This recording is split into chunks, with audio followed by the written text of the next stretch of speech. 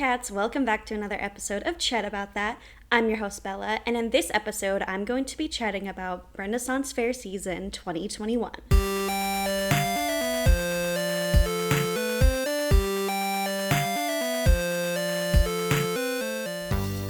Before I chat about that, I just want to say I know it's been a little while since I posted an episode, and I am going back to once a month for episode releases. I know that's not totally ideal, but it's what I can manage right now, and I'm very excited to be back recording another episode.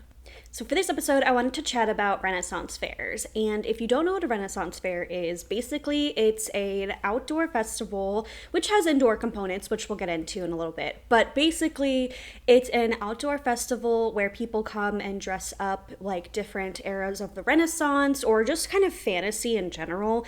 And there's drinking, there's lots of shops, there's different events that go on, shows, and it's just a really cool opportunity for people to dress up and have fun, and just it's basically like a medieval Comic-Con pretty much. First time I went to a Renaissance Fair was actually in 2019. I went to the Maryland Renaissance Fair with my friend Adrian, and it was the first time I ever went, and I wasn't really sure what to expect because I had seen a lot of things about Renaissance Fairs on, like movies and TV shows where people were talking about, weird nerds go to the Renaissance Fair. So I just wasn't really sure what to expect. But I had such a good time in 2019 when I went. I just wore this really cute, flowy dress. We got flower crowns and we went shopping. There's so many different shops that you can go to. And I had such an amazing time. And I knew that I wanted to go back in 2020.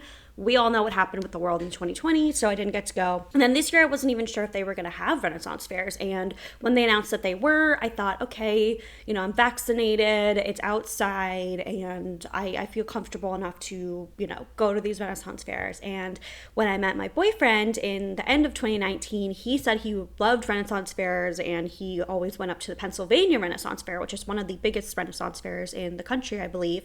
And so for 2020, we had planned to go to, do Renaissance Fair season, and obviously that didn't happen. So when 2021 rolled around, we were just really excited. And so the first fair we went to was the Maryland Fair. I actually got a real dress to wear to the Renaissance Fair, and I have pictures on my Instagram. Link to that will be in the episode description if you want to check out my Instagram. But I had this cool Renaissance dress that was basically just one I got on Amazon for $20, but it was really, really cute, and I got to wear that. And then at the Renaissance Fair, you could also buy outfits. So you can rent outfits to wear just during the day, and you can also purchase outfits. And I guess I'll get into this now. So the shopping at Renaissance Fairs, it kind of ranges from mugs and drinking horns and clothes and jewelry and artwork and just a bunch of really cool things. But the clothing at Renaissance Fairs can range from maybe $20 up to $500, maybe even more for an outfit. And so when I went, I was like, man, these outfits are so pretty. They have corsets and dresses and lots of different styles. They have leather clothes. They have super French Renaissance. They have English Renaissance, totally really amazing clothing. But again, I don't think it's worth for me to spend $500 on a corset.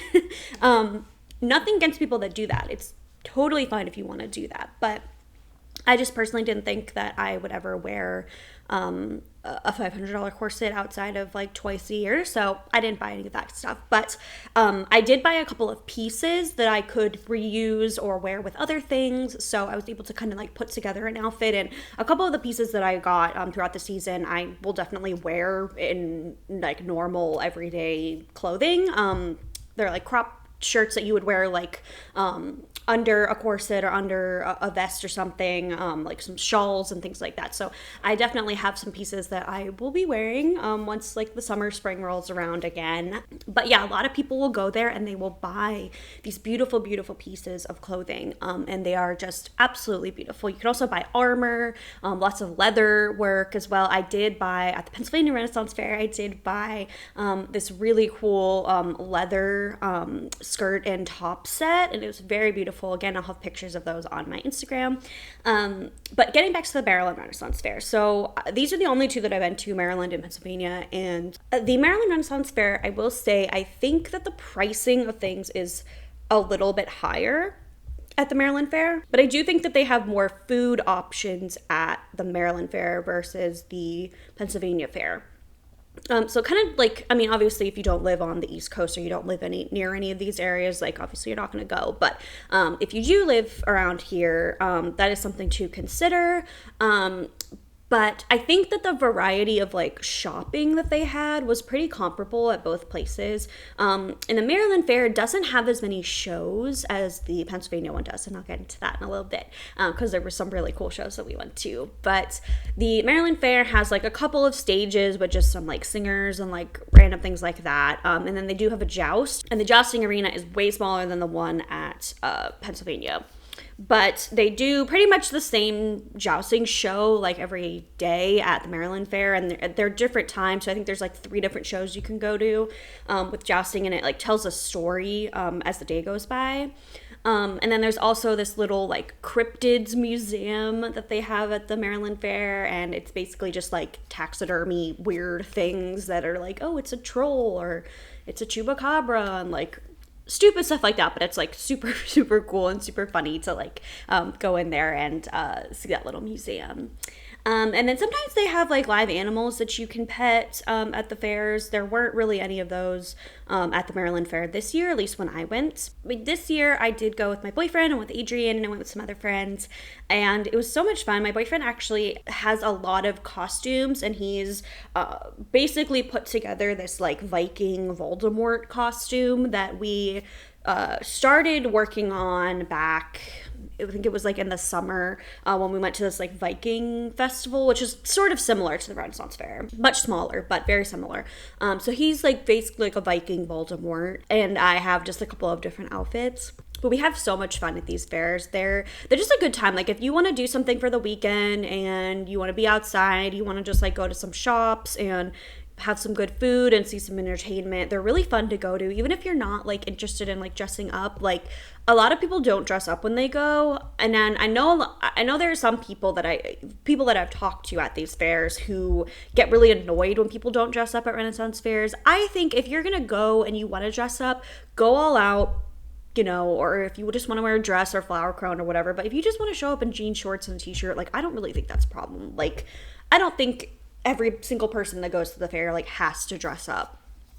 I say you do you if you want to go full out like my boyfriend does, or if you just want to wear your little shorts and a top. Like I don't really think that you have to dress up when you go to the fair, but it is very, very fun to dress up because it's just an excuse to, you know, be a different person and just wear something crazy that you wouldn't normally wear on a day-to-day basis.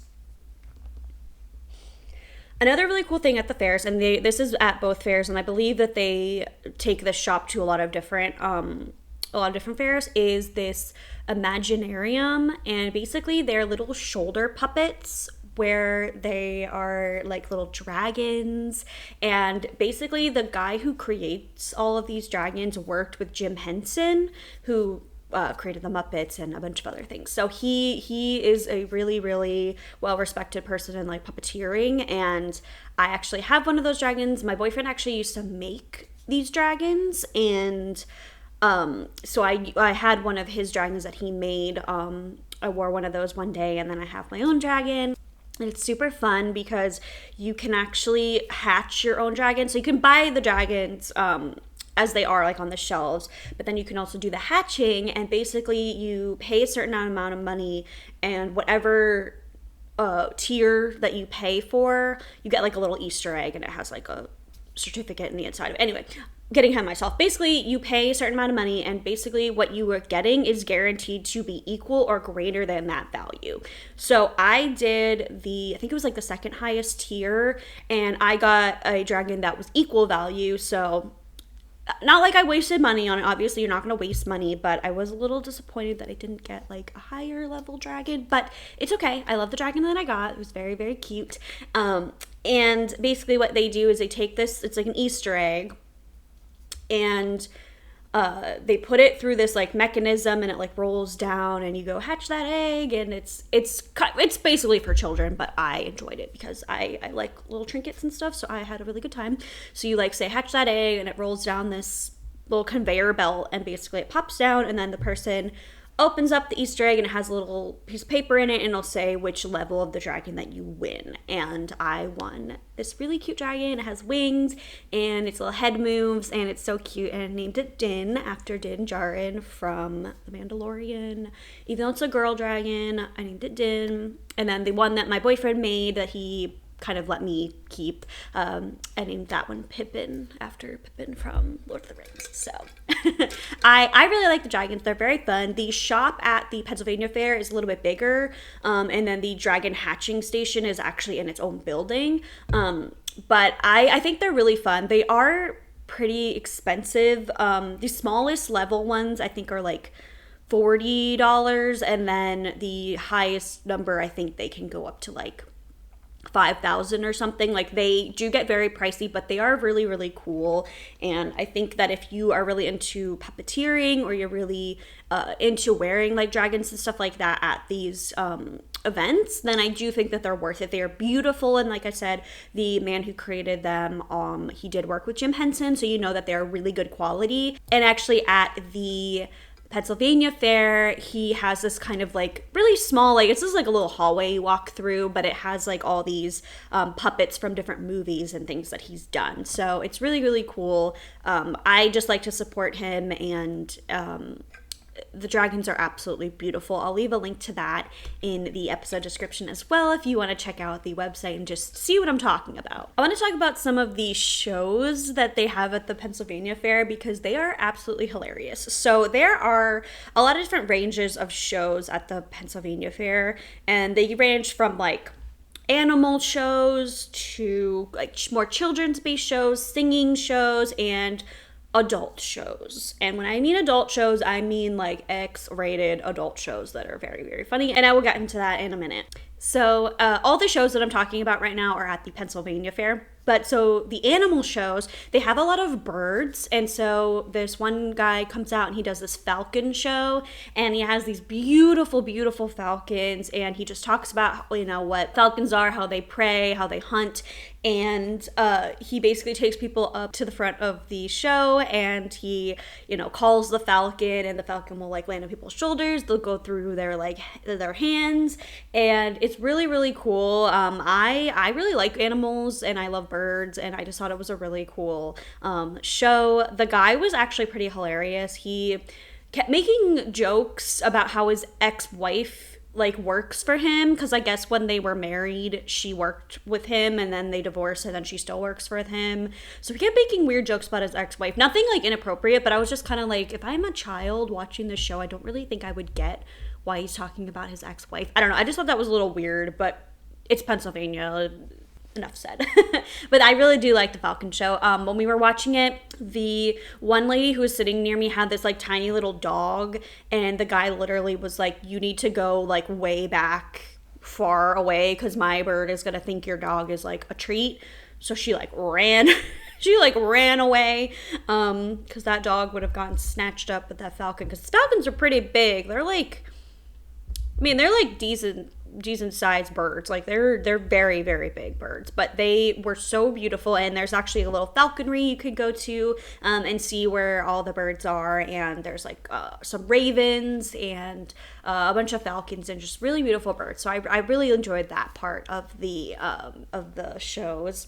Another animal that they have there is their unicorn. It's basically just like a mini pony with a horn, and we were able to meet the unicorn, and she was so beautiful. I got to hug her, and again, that show is for children, but there were some people my age there wanting to get pictures with the unicorn because I love unicorns. I'm that kind of person. I do love unicorns. I love mermaids, like fantasy stuff. Like I love it. Like if you put a horse in front of me that has a horn on it, I'm gonna freak out. I absolutely loved it. So yes, it's more aimed for children, but I really like that show. And all the donations go to feeding the unicorn, and then also they do this, I'm not sure if it's based in Pennsylvania, but basically this unicorn is one that goes around to like hospitals and stuff and like just brings joy to people. So it is more like a charity as well. So I didn't mind donating a little bit to the unicorn so they could get some food, and also they were able to, you know, still keep up this business where, you know, they go around and help bring joy to people who are sick. The Pennsylvania Fair also has some like singing shows. There's bands. They have some people who just sing. They have some like comedy shows, and then there's one area where it's near a bar. It's sort of in the back corner, and they do a couple of shows there. One, they do the drag shows where they basically have this drag queen. Her name's Lady Lilith, and she does this show. They do a drag show, and then they also do like a roast. And it's pretty much like all improv, and it's so hilarious. I love Lady Lilith. We actually got her to roast my boyfriend, and it was hilarious. Because the actors will like walk around after they do their shows, and they'll just walk around and you can talk to them, you can take pictures with them. Also, they have a queen. The Pennsylvania Renaissance Faire has a queen, and she's so beautiful, and she walks around. She has all her people hanging out. There's no king. There's no king at the Pennsylvania Fair. Maryland Fair, there's a king.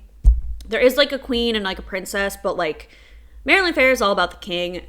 Pennsylvania is all about the queen. She walks around. She's so beautiful. Her outfit is like absolutely gorgeous. I don't know how she like survives in the summer because that outfit looks like it's very hot. But she walks around with her little entourage. You can take pictures with her. She's so sweet. And if you have a dog, she'll actually like knight your dog, and it's like so adorable. Anyway, so the drag show, Lady Lilith has those drag shows, drag roasts, and it's really, really fun. Then that section also has these, is it called well wenches or something? And there's these two women who their whole thing is that they're washerwomen, so they basically are like laundry maids. And the whole show is just about how they're like really wanting to get men, and they're always like seeking out dudes in the audience, and that show was really funny. That one's more like PG-13. I'd say like the drag show is PG-13, but it kind of goes over your head. Like if you're a kid, like you don't really get any of the jokes. And then as well as the well wenches, like you can go to it if you're a kid, but you're not really gonna like think it's that funny or really get what they're talking about, because it's a lot of like innuendos. And then the most R-rated show is Arthur Greenleaf Holmes in his poetry. And basically he has really inappropriate sexual poetry that he writes, and it is so funny. I'm not going to repeat any of the things that he said because I don't want to like offend anybody. Also, the delivery that he has is just so spot on. I would ruin it.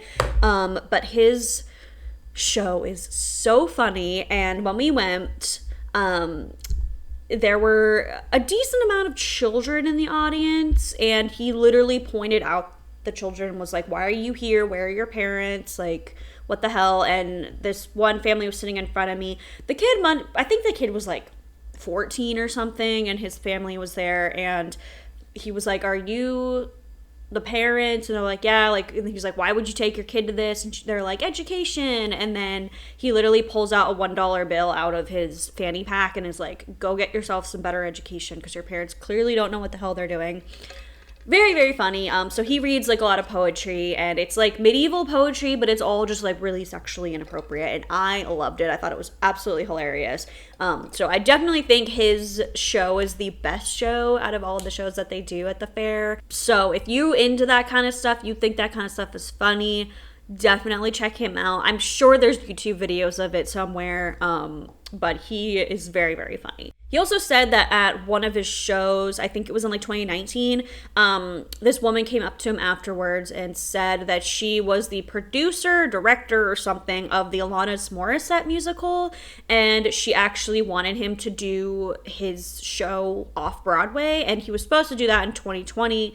I think he's doing it maybe like next year or something, but I mean, the fact that his show was that hilarious and that cool that a Broadway producer was like, yo, you should put this on Broadway, that's pretty impressive. So So I really like him, and I actually think he wrote all of the poetry too. Like the guy who, I don't think his real name is Arthur Greenleaf Holmes, like, and the drag queen, like his name's not actually Lady Lilith, but like that's his character. But I do think that he actually wrote all of that poetry. So I don't know, it's really impressive. So I don't think you'll ever see this, but if you see this, hi, I was the chick wearing the horns and the red little outfit, and you made a joke about me and my boyfriend, and I loved it. So hi. If anybody from any of these Renaissance fairs are watching this or listening to this, I absolutely loved you. You're so cool, and I can't wait to go back to the fair again. The food at the fairs is really good. I'd say it kind of ranges from typical, like, fair food, like funnel cakes and that kind of stuff, to, you know, like bread bowls and grilled cheese and Philly cheesesteaks.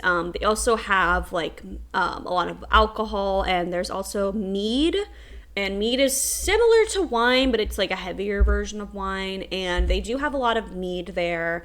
And I actually went to a meadery. This does not have anything to do with the Renaissance fairs, but I just went to a meadery in Winchester, Virginia, and it was so good. I left the bottle of mead with my boyfriend on accident, but it's very, very delicious. So mead is a very big thing. Beer, wine, they do have some cocktails and stuff. So if you like to hang out and just you want to like drink and just walk around and see a bunch of stuff, Renaissance fairs are pretty fun. I will say, I do really enjoy them. I also love all the shops that they have. And my friends, the ones who took me to the meadery, they're friends who we actually met at the Viking festival that I told you guys about earlier. They had their shop, and we didn't know they were going to be there. We were like, oh, cool. And it's called Midnight Orchid. I will actually put all of their information in the episode description as well, because I really, really love them. I have a bunch of jewelry from them, have some clothing items, and the stuff is just absolutely gorgeous. It's all handmade, and the people who own that shop are absolutely amazing people. So I will link all of their information in the episode description too, so you can check out Midnight Orchid. If you guys are listening to this, hi, I love you guys so much. Can't wait to see you guys again. But yeah, there's so many cool shops, and the thing about these fairs is like you can go into these little shops, you can chat with these people for a little bit, you can share your story, you can talk about, you know, your love of Renaissance fairs or jewelry or whatever, and you can like make friends with people. I think that's something that I really have missed the past year and a half, was getting out and just talking to people and sharing, you know, your interests, and just having this common thing that you love, and getting to talk to other people about that. I love the creativity and just like the friendliness of all the shop owners and all the people that go, like, all at both of the fairs. Like, all of the shop owners, the people that are working there, are so friendly. They are so passionate. They love what they do. And I just think it's such an amazing community. And like, my boyfriend has like friends that he made through these fairs. The friends that I went to the meadery with, they actually met, they're coupled, but they actually met at like a big fair. And I think that that's something that we haven't been able to have in so long because of the pandemic. It was just really nice to go out and do that. And it's all inside, or it's all outside, excuse me. But there are inside areas like shops and stuff like that, but it's all open air, and I felt very safe going. And I did wear a mask when I went in the little shops and stuff, but when I was outside, I didn't wear one, unless it was like super crowded in certain areas, certain little areas where you walk through. I got a little crowded, so I did wear my mask then. But it's just so much fun, and I'm really sad that the season's over, so I'll definitely be going back next year. And if you are able to go to a Renaissance fair, you don't have to be on the East Coast. I think they do them like pretty much all over the country, but if you can go to a Renaissance fair, I highly recommend it, because it's just so much fun. And even if you don't want to buy anything, I think it's just fun to like walk around and see the shows, and all the shows at both of the fairs are actually free, so you can just go and see some shows and just hang out. The tickets aren't even that much money. I'd say it's between like $20 to $30 for a day ticket, which I know might seem expensive, but if you're gonna be there all day, that's like 2 movie tickets worth of entertainment. So it depending on what you purchase there, like if you're buying a lot of stuff, like it can get a little pricey, but I think if you just wanted to go for like a couple of days, like it's not really that pricey. And I think it's totally worth the money. The money, you know, goes to the fair to keep it running, and all of the structures, at least at the 2 that I've been to, are like permanent structures that they have there, so it's not like they're tents or anything like weird like that. And the Maryland Fair has porta potties, but the Pennsylvania Fair has like actual buildings with real toilets and stuff. So if you don't like porta potties, which I hate porta potties, I'm not going to get into my story about it. I didn't have a bad experience with porta potty, but like I'm just afraid of them. I have this irrational fear of porta potties. So going to the Maryland Fair, that's the only part about the Maryland Fair that I don't like, is the porta potty situation. But the Pennsylvania Fair has like real bathrooms and stuff. But it's really, really fun, and I just really enjoy it. I get so much joy out of going and dressing up and getting, little artwork and jewelry and cool things like that. And I just love supporting all these businesses. So if you can go to a Renaissance Fair, I highly recommend it. That's everything for this episode. I hope you enjoyed learning about Renaissance Fairs. I hope it inspired you to check one out. Please, again, check out the links in the description for those shops. And I hope you enjoyed this episode. Like always, stay safe, stay classy, and I'll chat again with you soon. Goodbye.